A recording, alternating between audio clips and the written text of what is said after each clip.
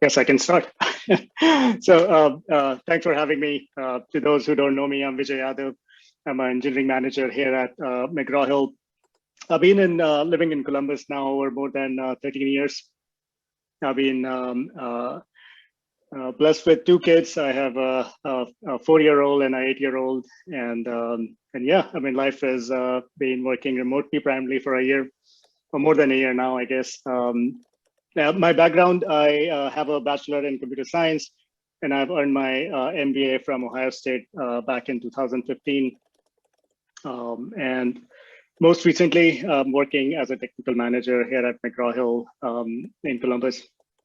And prior to that, I've been working with a company here in Dublin called Online Computer Library Center as a tech lead for close to 11 years. I moved actually last year in May, and next week I'm actually celebrating my 1-week anniversary here at McGraw Hill. So time just flies, man. All right. So in total, I've been working in technology for over 16 years, and outside of work, I enjoy participating in civic tech community here in Columbus. I'm a co-organizer of Open Columbus, which is a tech community, basically with a mission to enable technologists within our community to help volunteer and improve lives of residents in Columbus using their skills in technology, especially data and educating as well. So I was wondering to just get a quick audience poll here, that how many of audience over here are in the sort of currently leading a team or doing some sort of technical leadership, maybe a tech lead or a dev manager. I don't know if we will be able to raise hands. And are we allowing that, Bhaskar? Or yeah, we should be able to. Yeah, I should have given you information that I wanted to do that, but or maybe drop it in chat. I don't know. I see one. Yeah. All right. Okay. Okay. Thank you. You can lower your hand. Thanks. All right. So, all right. Let's go in the agenda. So, like Bhaskar mentioned, this is a new series. So, few confessions before we get deeper into the discussion. So, one is, I am also relatively, I consider myself also a relatively new manager. And hold on, forgot to lock my door. And like I was saying, I have two kids, and you will most likely will hear one of them. And so I'm also relatively a new manager, and the idea was to be able to, share what I have learned, or at least share what the mistakes I have done in my journey so far. I've been a technical lead in my previous organization for 8 years, and I've learned a lot of things along the journey that I would love to share here as well. But mainly it's around, I'm also in the journey at the earliest stage, and what a great opportunity with this series that Bhaskar and JS and friends are putting forward to be able to share our experience and build a community here in Central Ohio of engineering leaders to be able to help come forward and learn from each other. So with that, let's I'll quickly run through the overview of what we do at McGraw. What is McGraw Hill?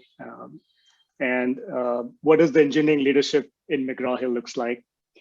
Some of my learning around how to stay technical, and then we'll talk about some of my observations around the challenges of the work-life balance as an engineering leader or manager in an organization.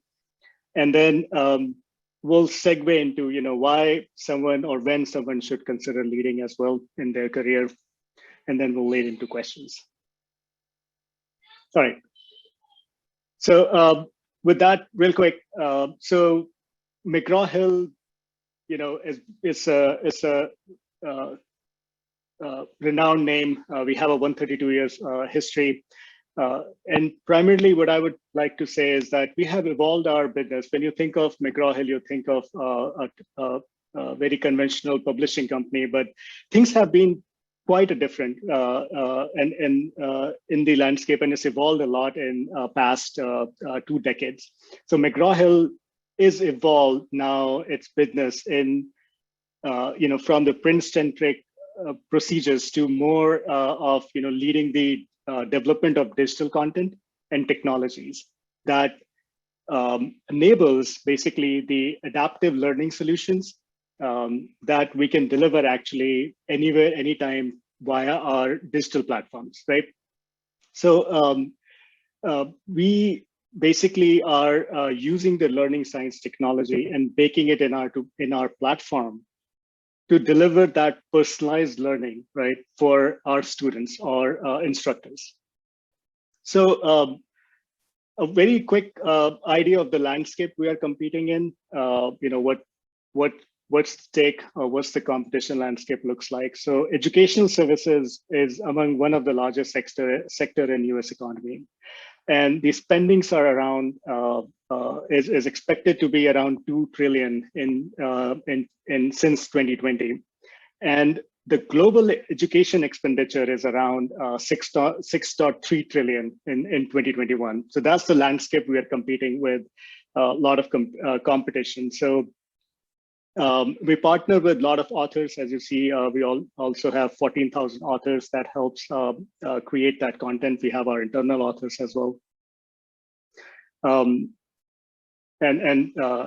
some numbers are there. So what exciting really personally is from my last 1-year journey is that the products that we're building in these 3 categories of higher education, kindergarten to 12, and professional services really helps building these content that actually help the students and instructors to actually deliver the value to students and help with their learning and growth. And you can see some of these numbers around our affiliation today. So these are platforms that you may have come across during your higher ed education or in college. One of our famous products are Connect and Alex, which is providing mass content to a lot of kindergarten to college students. So these are those platforms that I was talking about through which we deliver the content. So we have around, I think I'm not really sure. I joined in the COVID era and everybody was remote, but what I know in Columbus, we have around 400 plus staff. We have a presence here in Polaris, and yeah, we are currently hiring as well. So we're hiring for full stack developers and technical product managers in our organizations. So do check out our careers page. All right. So with that, let's jump into the meat of the conversation of what engineering leadership at McGraw Hill looks like, right? And this is my observation from last 1 year. So there's a lot of next pages are opinion and observation that I had, and I just wanted to give that perspective. So let me first set the engineering landscape a little bit of what that looks like, right?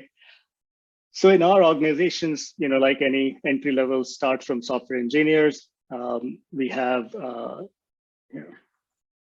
senior software engineers, lead software engineers that they grow into. Then we have principal engineers as a next level, which is equivalent to an engineering manager as well, if they decide to stay technical and play that architect role.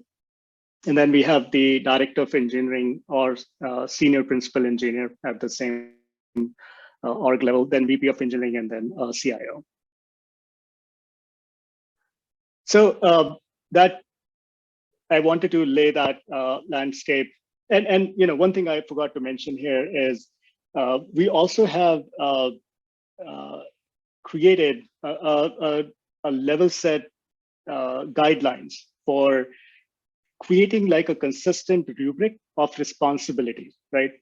That are basically clear and consistent across all the teams. So think of it as a list of responsibilities on 5 different prisms. One is the technical acumen. Of course, you need to know your chops. So there are clear guidelines on what you need to know at different levels in these stages. Then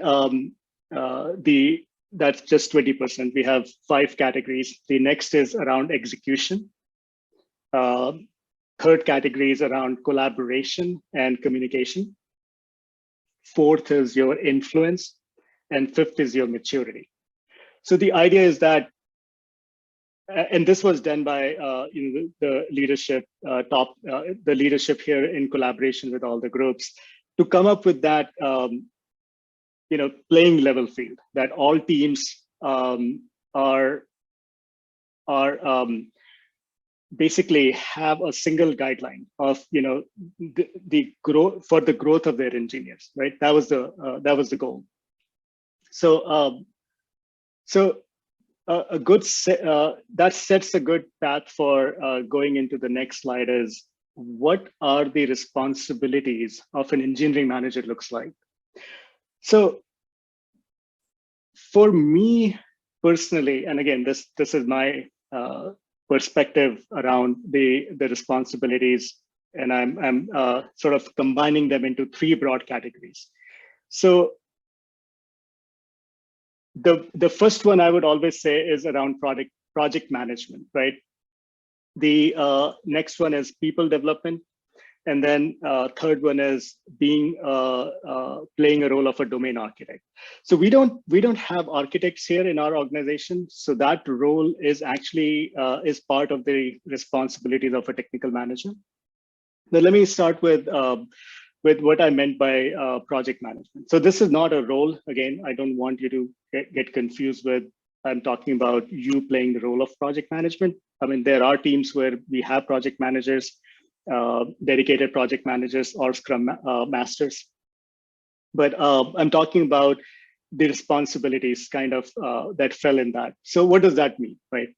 So broadly saying, like, you are basically partnering with the product ownership, right? And you're aligning on the objectives. You're helping in setting the priorities and identifying the trade-offs. And you're doing roadmap planning, right? So we follow 3 cycles of 4 months each. So you're helping as a manager, you're helping with the cycle planning for your team. You get involved in giving high-level estimates. You are identifying risks and issues.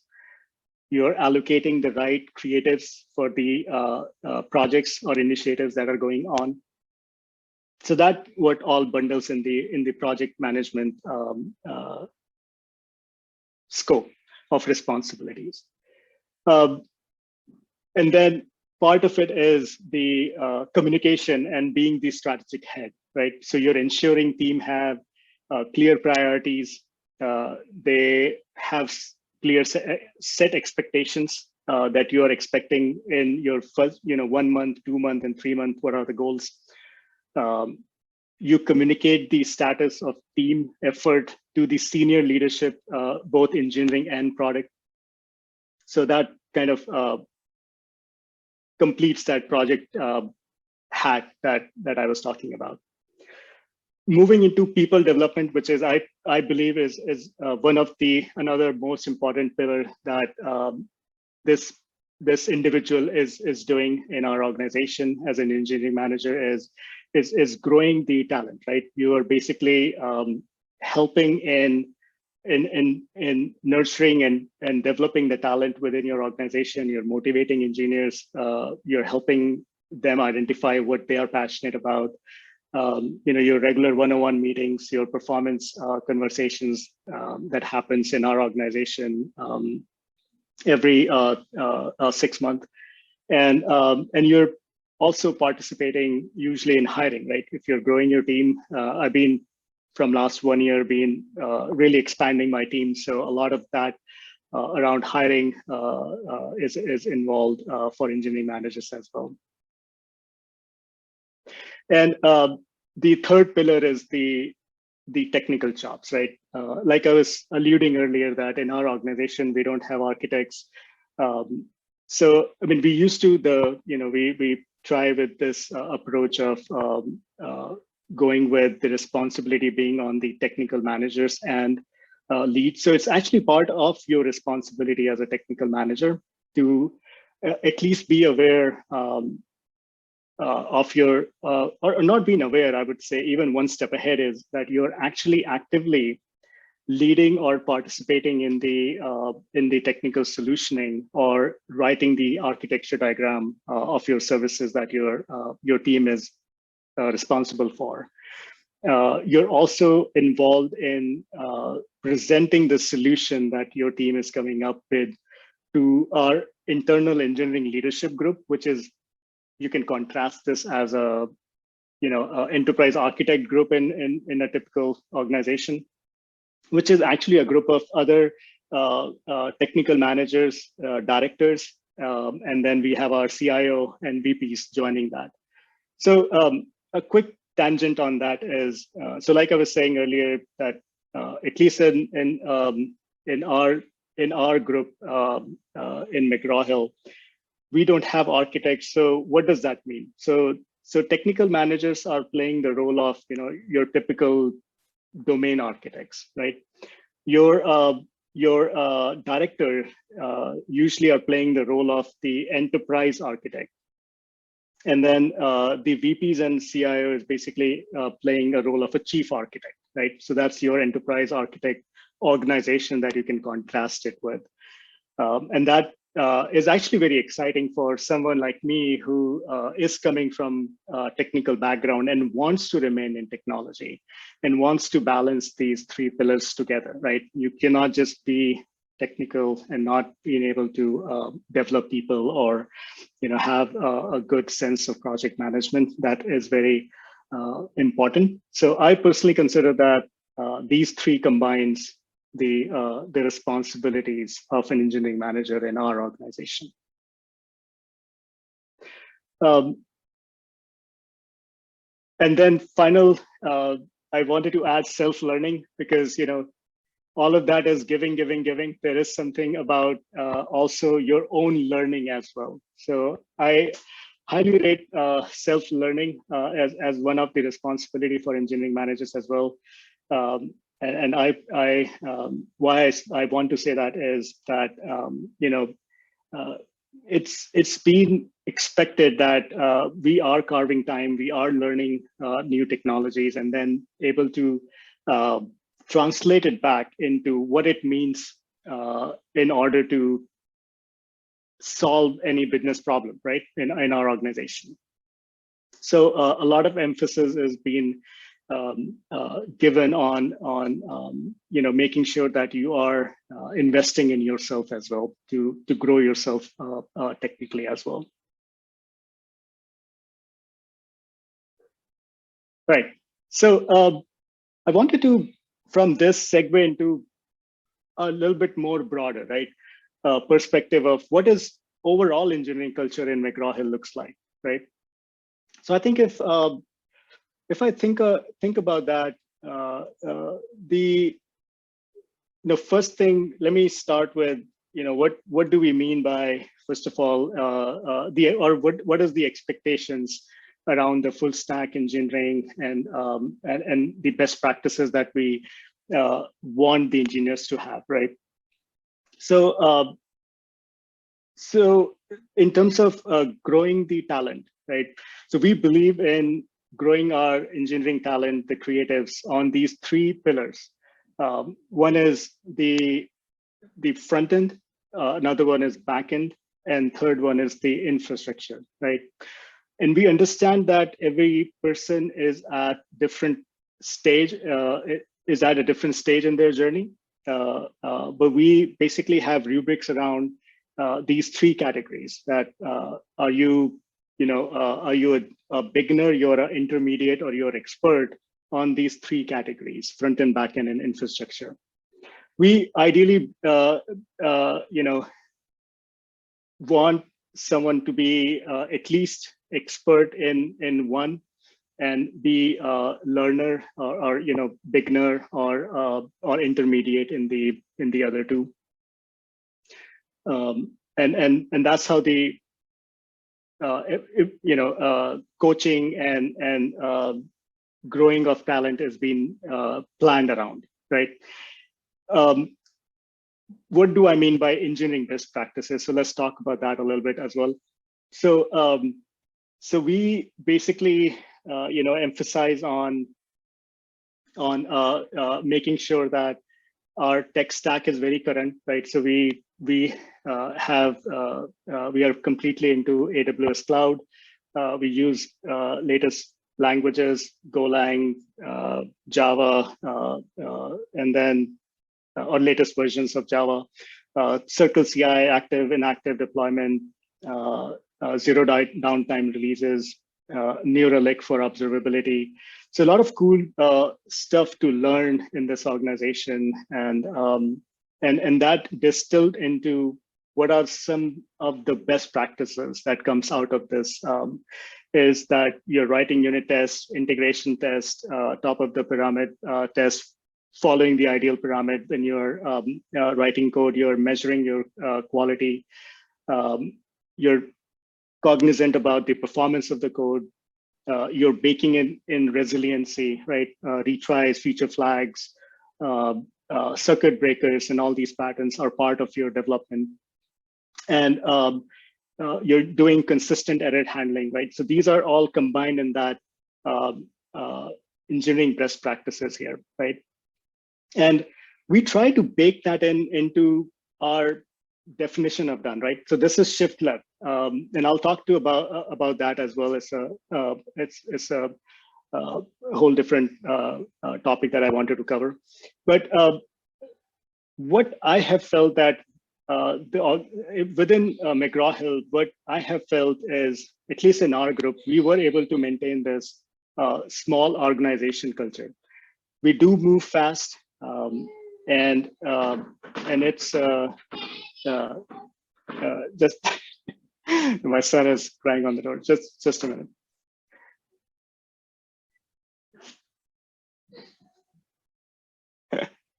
All right. So so I was talking about the small org culture, right? So we love to try things out and see if it has legs. We move fast. One of the examples that I can give is from our last year. We basically just launched a product for our B2C, our end-to-end customer. It was a website directly selling to college students that we launched from inception. That we just started from inception to launch, and it within 4 months, and it involved at least 7 different teams, and it was a lot of hackathons, a lot of MVP was designed, and we proved a valuable business that it can be done, and we launched the product. So that's the pace of the organization that is really encouraging.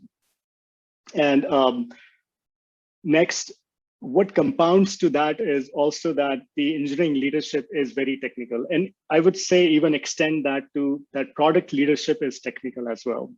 Many of our product leaders were developers in their past, and brings that understanding of technology and passion of technology when we are building our products.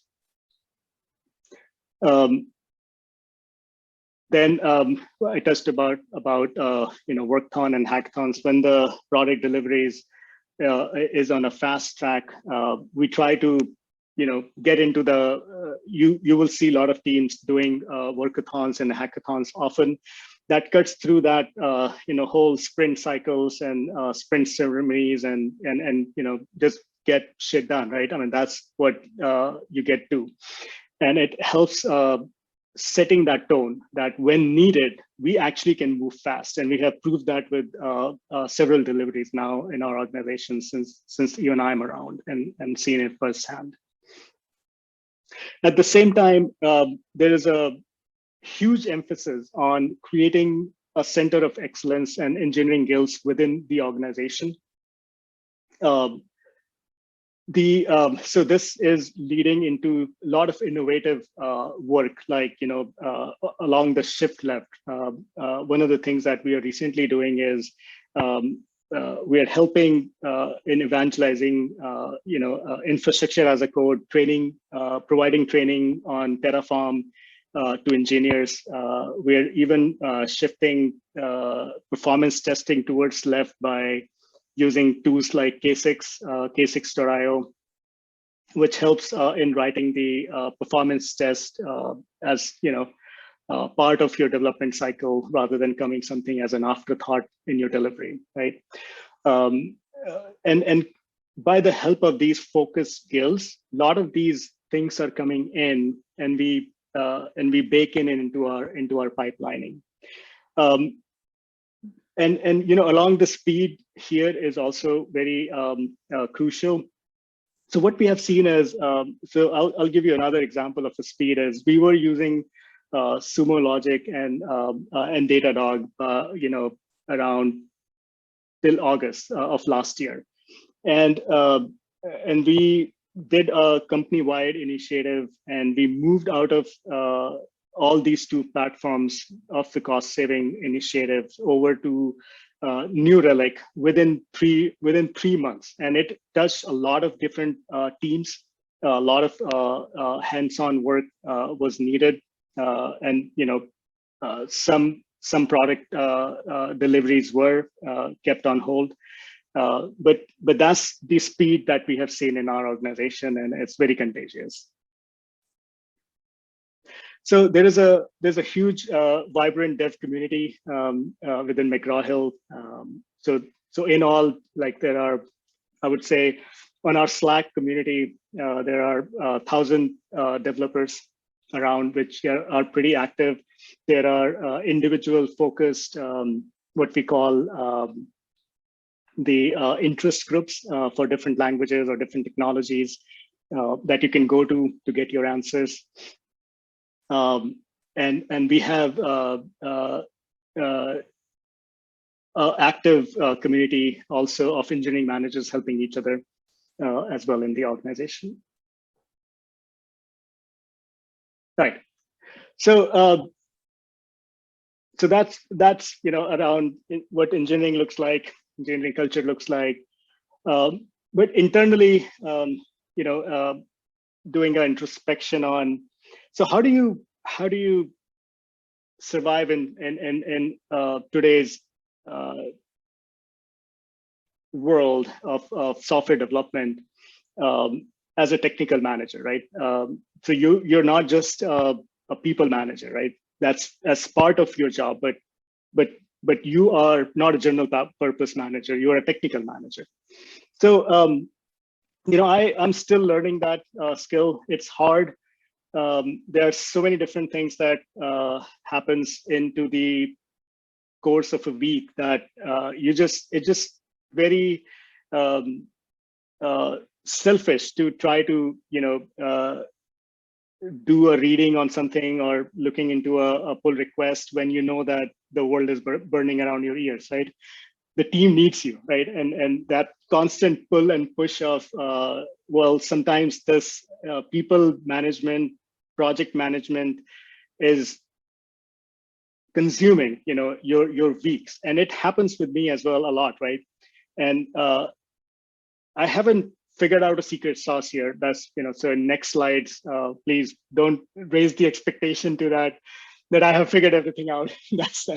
That's not the point. But I think some of the thoughts that I have, coming out of the grind that I would love to share, and most things around, something that I've tried that did work for me, and you can learn from. So I would rate something that you should participate in high-level technical solution, right? Which I mentioned earlier, that you should at least know a sufficient depth of the systems that you are maintaining, right? You're not talking about just knowing where all the code structure is and what where the front-end library lives, or where the how the APIs are making the connections. That's not what I'm talking about. But at a very high level, at the system level, right, you should be able to understand what are the different interaction points are that are coming into your system. Participate in the low-level designs as well when you're working with engineers, right? I'm hoping that that's a very standard practice where you at least do a very simple low-level design as well when somebody is working on their task when it's needed, like an API talking to backend services, or how front end is talking to backend. So a very high level design, be involved in it, and then when you go into like maybe like a solution architecture diagram or sequence diagram, so understand that at a high level. Be an active participant in I think in code reviews, right? So that, I mean, that's where you actually see the actual health of things that are running in your team, right? So be involved in it. And one thing that I shared with one of my friends last month is, and we both said the same thing, that we also like to, if we have time, not always, of course, is not possible, but whenever time allows, try to download that in your local environment and run that pull request. See what's changing, right?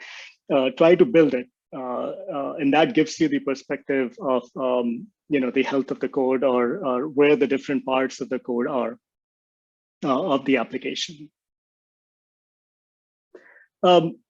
Pick up some non-trivial tasks. I mean, this is one of the challenges that as an engineering manager you will always have is what is not on the critical task, right? I mean, everything in the sprint is on critical path.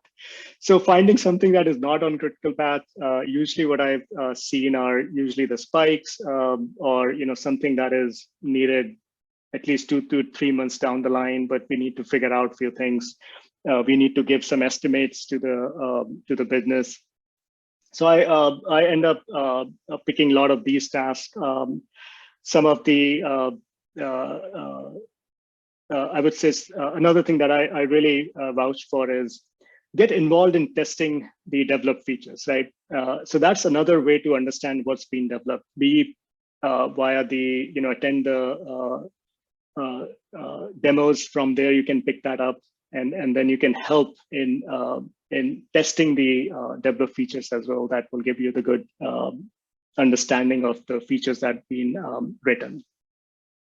See if you can find time for automation. That's something that I felt, there's, you're always stressed around, devs are always stressed around automation. So I find it very helpful to get down and see if I can automate some things, and that gives me a perspective of what the feature is doing, what are the understanding around criteria for input, data setup. So that gives you a good information about your system as well. Another thing that where I've seen you can remain technical and learn a lot by is get on the production outages calls. I mean, you won't believe how much you learn on getting on a P1 and P2 call, and not just your products, but if possible, any product that your applications are touching. I personally, in last 1 year, have been exposed to a lot of these problems, only being regularly attending the outages calls, and I picked up a lot from there. I mean, it's taxing, but it's another area where you get a lot to learn about your systems. And then yeah, we talked about, making sure that you're also carving some time out for yourself to learn new technologies so you can translate that back into solving business problems. End of the year, I always challenge myself to reserve some time in doing some certification. So I felt like that's also another good way to make sure that and especially around AWS that I've seen is very helpful in ensuring that you're keeping up your ante and learning AWS, for example, in my case, doing some other certifications that you're passionate about and trying. That would be another area that is very helpful in keeping you technical. All right. So I think with that, let's segue into the most dreading thing is how to maintain the work-life balance, right? So that's me, yes, and I hope a lot of you can relate with that. It's a lot of things, right? So a lot of things that I've been mentioning. That sounds like, man, that's just way too much, right? How can possibly you can do this, right? So yes, some of them are, ambitious and not practical in every month or every week of your life, but something that you can chew on, right? Something that you find your own mileage around. That okay. What are the different challenges, right? So around what brings the overwhelmingness on this role. So primary, I feel like I'm always jumping from like one thing to another, right? And you're just rarely spending a time, hardly more than an hour, right, on a specific thing. Like, okay, I got one straight hour and I just did some deep work. That's just not there, right? I mean, our calendars are so booked that you're just constantly jumping from one thing to another. And this constant switch really is draining, right? It's feel that I have to accomplish anything in the day. All I just did was, as one of my friends says, I'm a very efficient router. That's all I am, right? and that's all you're doing, right? You're just like listing a problem. You're just routing this. You're sensing something, and that's what it feels like at times, right? I used to get energy, right, as an individual contributor or even as a tech lead. I used to get a lot of energy by doing something, right? Like by completing something and then you build on top of it, those micro rewards, right? It's gone, right? As an engineering manager, you don't get that anymore, right? So you have to find something else to sort of build that passion around, right? Of course, we have a lot of meetings. Then you're hiring on top of it, right? If you're growing. And Slack is another thing, right? Like we do, I personally do get that Slack fatigue, right? Like it's a hyper culture, like it's always on, right? And how do you snap back from it, right? It's hard. I mean, it's somebody's, slacking, and when you have team in different time zones, right? So it's just hard to avoid not looking at what's going on onto Slack. So yes, truly, it does feel like working 24/7, right? And not just for like engineering manager role, but in many roles from last 1 year, right? Like that's how many of us feels, right? And truly, like the cognitive fatigue that you get, I mean, burnout is real, and I personally am facing it, trying to avoid it, but but that's real. I'm not denying it. I'm not smart enough to yet figure it out, but something that I'm aware of as something that I'm going through. So, what are the things that I have practiced over the period that helped in some extent, right? So, yes, it's not harder than just writing delegate activities. I mean, there's no like check mark, right? Delegate this, or nobody's telling you delegate that, or delegate, keep this. It's very hard, right? Which activities you delegate? And if you're someone like me who is new to the organization and learning, I mean, if you delegate, that's the opportunity of learning that you just missed, right? So it's hard, but but then also I started finding things like I don't have to be the facilitator in every meeting, right? I can delegate it to my tech lead. I can delegate it to the project manager. I can delegate it to, or I can hold my Scrum Master accountable for that. And find those meetings that you can delegate. Find those activities that you can delegate. Find your own mileage around that, right? I personally felt there were a couple of things that I was doing around release management that I felt like, I found another individual who is very passionate about leading and wanted to grow. And she enjoys that. I felt like you are much better than me on the planning and whole aspect of that goes into release planning than me. And so I can focus on things that I'm passionate about and gives me energy, right? I did adjusted my schedule primarily because I have team in different time zones. India, now Ukraine, Boston, then Columbus and Chicago. So starting a little bit early, I have younger kids, so I feel like a lot of it is, if you can change a little bit of your work schedule, that helps a lot. I feel like blocking some time for your deep work is another technique that I'm trying to follow. I'm not very religious about it, but at least I look at on my calendar on Sunday, and if I see pockets of availability, I go ahead and book it and block it, right? So and even 2 weeks in advance. I mean, be selfish, right? I mean, I know everybody will try to find your time as an engineering manager or a tech lead, right? Because it's a human nature. Let's ask someone first, right? But then if you're not available, what you will see is people just figure it out themselves, right? I mean, you don't have to be available always. And that's something, I felt like, all started happening. I don't have to answer all the messages on Slack. I don't have to reply all the emails that are coming up. Just no end to it, right? If you keep doing it, more questions will keep coming in. So at some point, you have to think what is, or at least I started thinking, what is the priority for me, right? This is a deep work time that I have reserved for myself, and I will make sure that I will get something done that is needed for my team or for myself to move forward within the week.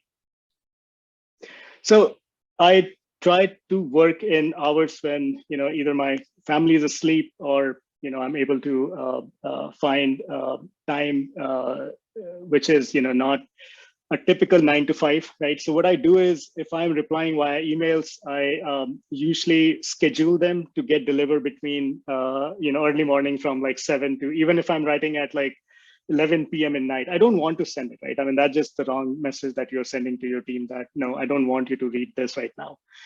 So one thing that really helped is since Outlook started this, Google had it long back, but schedule your email delivery. That helps a lot. Work on your own pace, write all those emails. You don't have to keep it in drafts, so you don't have to forget it. Send it, but with schedule.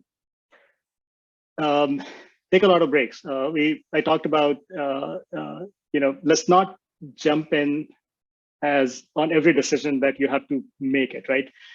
I was making a lot of that mistake myself. And this is me telling myself not to do that, to be honest. So I still fell into that trap. But what I'm trying to, practice is let me take at least 5 to 6 seconds before I be the first one speaking in the meeting, and that helped, right? I've seen a lot of that gives space to others who are not as extrovert as others in the team, or you're not. It's not your responsibility always to make decisions. And I touched on that earlier. Is be unavailable. You will see sometimes, not always, right? I mean, again, it's very cautious, but you don't have to always be available to your team. 9 to 5, that working agreement hours is fine, but beyond that, let them figure out things on their own. And even within 9 to 5, right? there are times where you are busy, you are on a call, you're fighting another thing. Let the other person at least figure some things on their own. And if, of course, if you're getting text messages, then yeah, something is really bad. You have to reply back. All right. So, Zoom, I think that's another thing that I'm also learning and practicing is drop off from Zoom, right? If in the meetings where you're not contributing, you don't have to be on those meetings, right? Just don't be there for sake of being there, right? Enable your team, enable yourself, create that culture where everybody feel free to say, hey, I'm not contributing and I'm dropping off. That reduces a lot of Zoom fatigue that we are all suffering.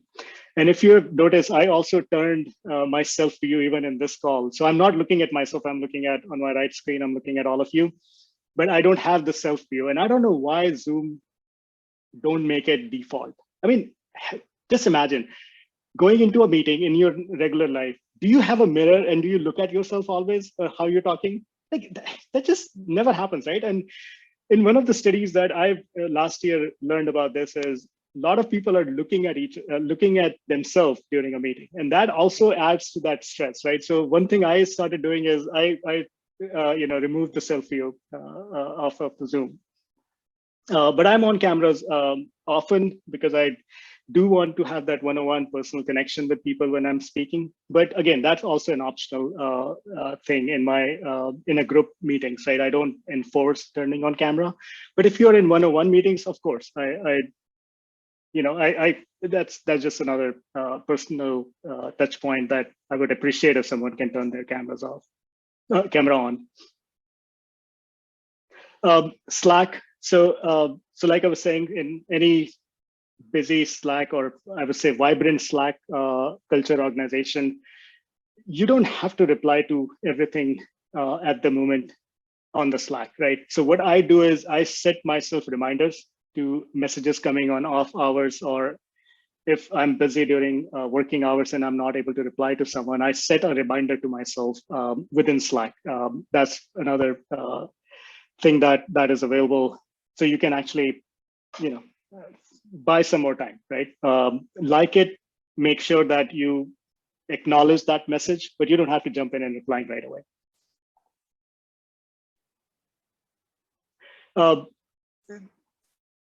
Separate all the, and that just, minutiae, but separate channels for PR alerts and all these kind of things, so that you can, unsubscribe for all that. It's not part of your regular channels, so it's just not creating or breaking your attention. And then reach out to mentors, right? Learn from others who are in either in similar roles, going through the same issues or challenges, or someone that you look forward to as a mentor, and learn from them. I do a lot, talk to a lot of friends as well, and learn from how they are countering the constant overwhelmingness. And engage in a life outside of work. Find a civic tech group, find a hobby, find a passion, and do your yard work. Do something that is more engaging rather than just being on the screen and working. All right. So I think with that, it's a good segue into our final topic of why consider leadership, right? Or when to consider leadership. So I think many of you have heard that dreaded question, right? Why do you want to be a technical leader? Or, why you want to be a technical manager? Or self-doubt of, am I really ready, right? I enjoy being a tech lead or enjoy being a senior dev. Life is good. So why poking the perfect balance, right? So I think the way I put it is, I don't know if you are familiar with the telescope versus microscope analogy, right? Or the vertical versus horizontal. I think Seth Godin mentioned that. So you should, if you are the one, looking at the big picture, right? And you think from the customer perspective rather than just being a fanboy of a new technology, you are in the right mindset, right? what does that even mean, right? So you're effectively be able to handle multiple initiatives, right? And you enjoy the accountability that is attached towards the delivery and being responsible towards getting stuff done, right? You often find yourself upholding high standards, right, through the application development. You're the person who is preparing, or pushing for or helping in the technology roadmap creation, right, and provides input to business. If you are seeing yourself, that's the kind of a mindset of a person with a telescope, right? In my opinion, or someone who is more horizontally looking at the things, right, in their project. And you're comfortable with the ambiguity, right? Like all the project management activities I mentioned earlier. It's draining, but it's something that you're okay with, right? If you're finding yourself that, yes, I can handle that kind of pressure, that kind of ambiguity, and work with the limited information and then find clarity. I believe that that's a great leadership quality. You find yourself passionate of leading people, right? Okay. So you're passionate about leading a technology team, right? And you feel sort of dissatisfied with the status quo, right? And you're always looking at ways to improve on your work, and you are, you finding yourself good at communication, right? And not just good at communication, but also you're good at doing difficult conversations. You're able to control your emotions, right?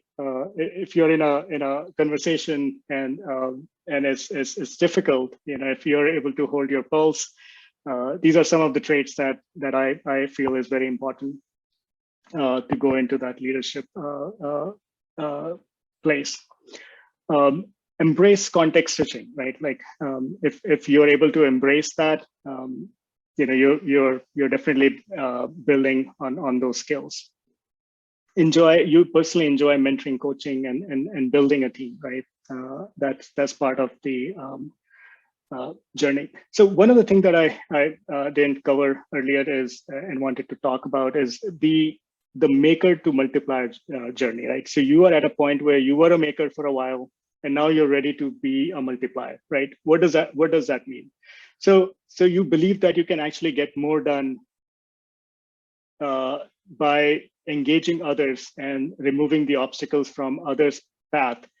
You get more done efficiently rather than just you being individually working on it, right? That's what I mean by that. You're able to help translate business requirements into technical needs and actions, right? You're able to work with multiple engineers and solve a complex problem in that team. You're thrilled about building a high performance team and hire top-notch engineers and establish the highest standard of development, right? These are all the things that are involved being a multiplier. And if you're enjoying that, then that's something I personally believe that you have a lot to contribute to a leadership role. And then you have high self-awareness and empathy towards people. I believe that's one of the important aspects I value high. Cool. So you're good at listening. You consider yourself as a shock absorber, what I call shit umbrella, complaint box. You're comfortable working with ego, drama, politics. That's all part of it. It's a package, right? So I believe if you feel these are all the things that gets involved into a leadership role, then absolutely this is for you as well. Right.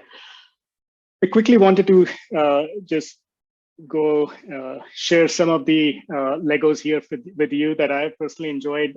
A quick shout out for the RAND leadership group.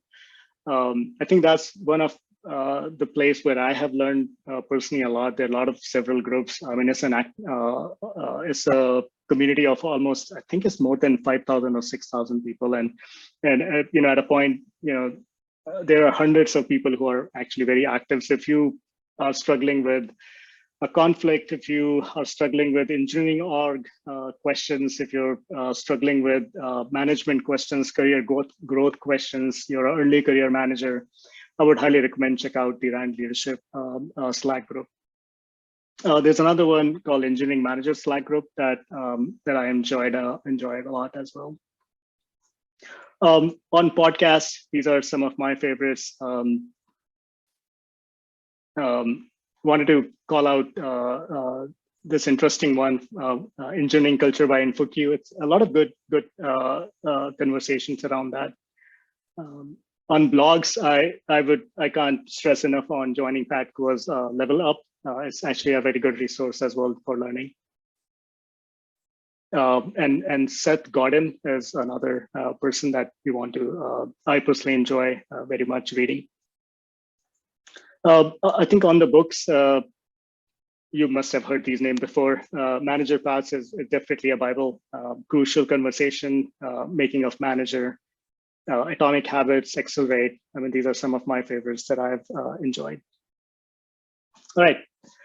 So with that, let's segue into questions. I think I'm definitely over time. And that's all. Thank you. Thanks, Vijay. Thanks for sharing your journey and experience and what you do at McGraw Hill with respect to engineering leadership. And I think there were many insights that you have shared, and I think they will be very much helpful for anyone who is getting started with engineering leadership, or even experienced leaders who might get a view from peer community people. So thanks for sharing all these insights with us today.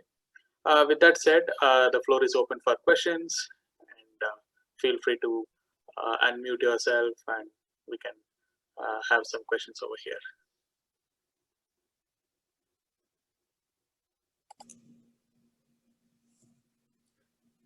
Hey, Vijay. That was a great presentation. Yeah. Yeah. Thanks for joining. Of course. Yeah. It really puts things into perspective, seeing all that. You don't really think about all of the details and things that go into being a manager. And that really painted a really great picture of how hard it can be. And so I was actually curious, with McGraw Hill's culture seems pretty fast paced. Aside from Slack and those show and tells, like what are some other things that you all do to make sure you keep morale up? I mean, it can become very draining if you're going 1,000 miles per hour all the time. Yeah, I mean, and you mean like within the organization or as an individual? I guess whatever you have control over, I guess. So, I think that's kind of what we're talking about here. Yeah. So many layers to it, right? Yes, I mean, the essence to that question is, embrace the speed, right? So first of all, agree to what the landscape looks like, right? So I came from a totally different culture in last 10 years. I've been in a different organization. So yeah, the first 3 months was just, surely like, it was a bloodbath. I was like, what the heck is going on? I don't even get time to eat. There were meetings, during the lunch sometimes. But I came in during one of our August is our back to school is our Black Friday time. So it was that I came actually at the time where we get this is our Black Friday. We get most of the requests, or the systems are stressed. People are going, students are going back to school. We have a lot of releases going in at the same time. So I learned, a lot of things that I learned from that experience from the 2020 back to school. And the next back to school, by the way, is coming pretty shortly. We're all gearing up on that. It's peaks and valleys, right? So you find that there are times when there are peaks, and then after September, then you're talking about valleys, right? You work on planning. You're not reacting. So most of the things are now on a consistent and planned manner, rather than just crunch everything up and get the MVP out. So one is around learning the landscape, I guess, understanding what's your what's the time when it peaks and what are the times when there are valleys, and plan your vacations accordingly. Don't burn out. There are peaks when you will burn out, but then balance it out with your vacation, take time off. So that's one personally. And within the organization, like that's why there are a lot of it's demanding. Technology wise, you're learning a lot. At the same time, you're not alone, right? That feeling where if you're stuck, there's a community of, like I said, 1,000 of active developers in our Slack who are helping each other, right? And if you are stuck on something in Golang and you drop a question, or if you're struggling with setting up a simple thing, you're setting up something in I don't know, with Terraform, and you're stuck with some issue, there are people who actually go above and beyond and help you, right? And you'll be like, oh my gosh, that's just so great that you're not just bound to going on, or Googling on Stack Overflow or Stack Exchange, wherever you go. But there are internal people who are aware of the landscape and are able to give you nuggets and help you out. So that's one, the camaraderie or the relationships that I'm building personally within the organization helps ease that tension, right? It's not always the hair is in the, on the fire, right? Like you planned, okay, it's fine. These things are, these can be staged. A lot of people are mentoring each other. And then, that's the way. And I'm fairly still new to the organization, I believe, still learning. But that's sort of long answer to that. Thanks, Vijay.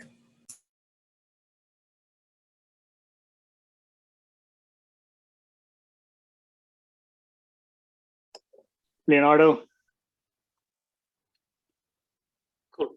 No questions. Do you have any questions? Just no questions, but really thanks for the presentation. It was really good for me to understand that we all go through the same kind of stress, right? Right. Absolutely. Learn from my mistakes. That was the whole point here. Don't do these mistakes. I've done that. So maybe that's probably what we can start adding somewhere and look at with this series, and really exciting for the opportunity to come forward. Thanks for joining. Cool. Yeah, I really like this concept of like having a schedule of a maker and a manager, right?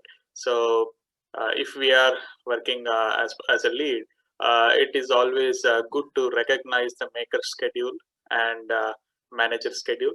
So if we are maintaining our team, so we should not go and block the making time of our team with unnecessary meetings. So if needed, always try to give a complete block of time for your development team where they are completely in the maker mode.